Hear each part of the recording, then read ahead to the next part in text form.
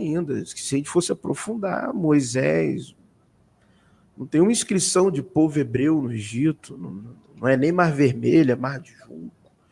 Era uma dominação imperial que o Egito fazia em Canaã, durou 300 anos. Durou 300 anos a dominação egípcia no território sírio-palestino, com guarnições em Canaã, com guerras que foram empreendidas passando por Canaã, em Canaã, enquanto se dizia existir a história de Josué. Você tem lá as cartas do período Amarna, com os chefes governantes de Canaã, chamando o Akenaton de meu Deus, meu Senhor, me inclino perante vós 7 vezes. E a gente vê aí, até eu fiz uma live sobre isso, a solarização da religião sírio-palestina, mostrando Sim. a influência do disco solar de Akenaton, aquela religião, aquela reforma que ele fez em Canaã, né, na região ali sírio-palestina, região do Levante. Sim, Bem interessante. E realmente tem isso nas cartas de Amarna. Então, assim, não teve êxodo. Fora o relato, que é anacrônico em vários sentidos. No Egito tem a citação de Chasso, tem a citação de Apiru, tem a citação de Ixos e tantos outros povos, e não tem o nome hebreu. Entendeu? Inclusive, eu vou lhe fazer uma pergunta depois, ao longo da live, sobre essa questão dos hebreus, né? Porque a gente vê ali mais uma jogada política, né? Essa questão dos hebreus. E até hoje, né, quando a gente aborda, tenta desmistificar isso, as pessoas, tem alguns que vêm com 50 pedras na mão para jogar na gente, né? Não, mas eu não tenho problema com isso, não. O Hebreus é um nome místico, não tem nenhum lastro histórico, necessariamente. É um nome construído por uma razão muito específica ali no pós-exílio. Entendeu? Não tem nenhum problema para mim falar isso. Isso aí eu falo de boa. Hebreus, né, professor? Eu vou aproveitar e lhe perguntar logo.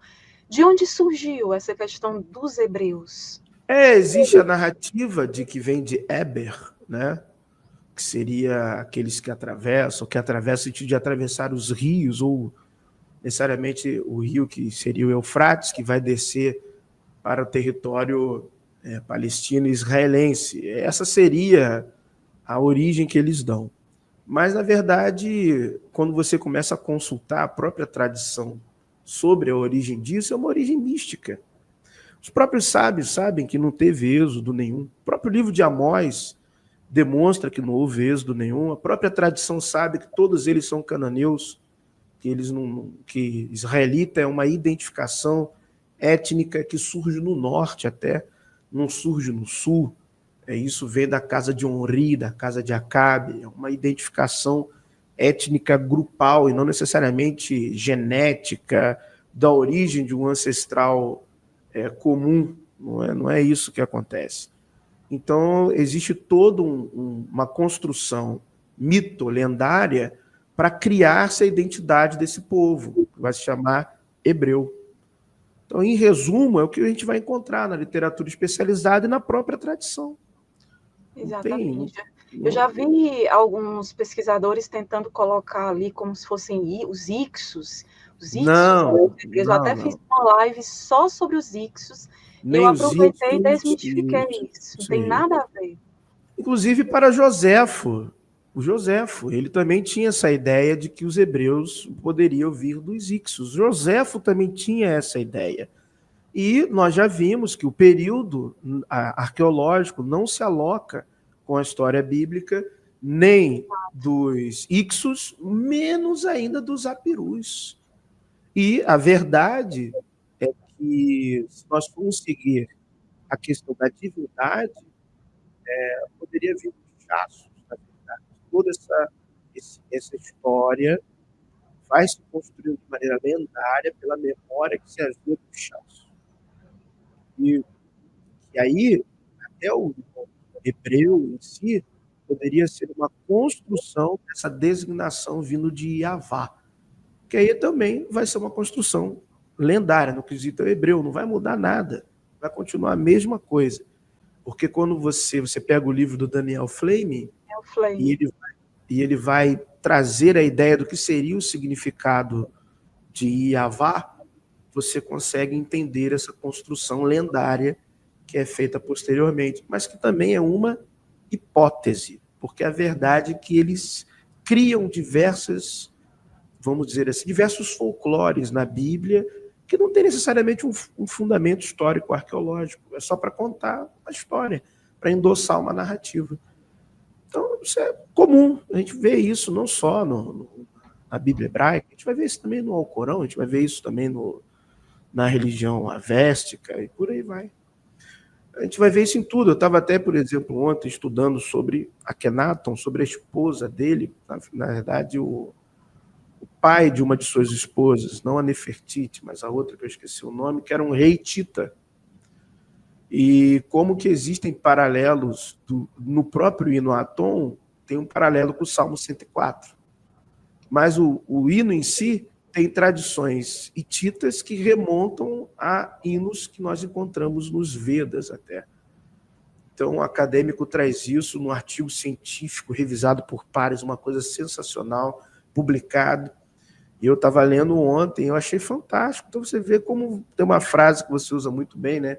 São reciclagens mitológicas. Aquele mundo estava imerso no intercâmbio cultural, religioso, tudo. Então, rotas comerciais importantes, né? Várias. Isso, várias.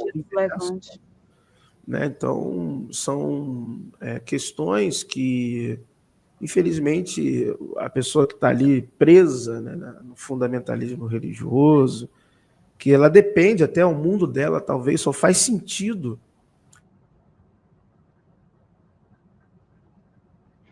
Opa, travou um pouquinho. Deixa eu ver se o professor volta. Ai, não sei se é a internet. Talvez a internet dele, né? Eu estava percebendo um pouquinho no som. Vamos ver se ele retorna. Professor Carlos, travou. Qualquer coisa, voltou agora. Voltei. Acho que foi a minha internet aqui. Que para muitas pessoas só faz sentido, né, aquele mundo que ela vive se tiver a religião. Sem a religião, quando eu falo religião, eu falo literalmente das questões do apego ao imaginário, né? A mente fundamentalista. A vida dela perde sentido. Então isso também é compreensível. Né? A mente mitos. Esse é o problema. Aí muita gente vem para mim e diz, você vai dizer que é plágio. Em nenhum momento eu falo em plágio. Eu falo em influências. É normal, como você falou, professor Carlos. A gente tem uma região ali onde a gente tem uma cultura influenciando a outra em determinados períodos. Então, é normal isso acontecer. Às vezes, uma literatura influenciar a construção ali de uma outra. Né? Sim. Apesar do conceito de nós termos uma ideia moderna do que é o plágio, o fato, né, independe da nomenclatura. Por exemplo, literaturas que eram comuns no passado, as pseudepigrafias, né, você escrever em nome de outra pessoa. Sim. Não muda o fato de ser uma falsificação. Mas os autores do passado não tinham em mente isso. Mas é uma falsificação, independente do que ele enxergava no mundo dele, na época dele, não muda o ato, o fato. É uma falsificação. Então, tem trechos que são plágios mesmo. São Ctrl-C, Ctrl-V. Tem trechos que, independente da época, dependendo do que ele achava que era, porque para ele não era. Tudo bem, mas não é questão de anacronismo, é um fato. Pisar no pé de alguém é pisar no pé de alguém, independente do que signifique em uma cultura. É pisar no pé. Então, tem trechos que são plágios mesmo.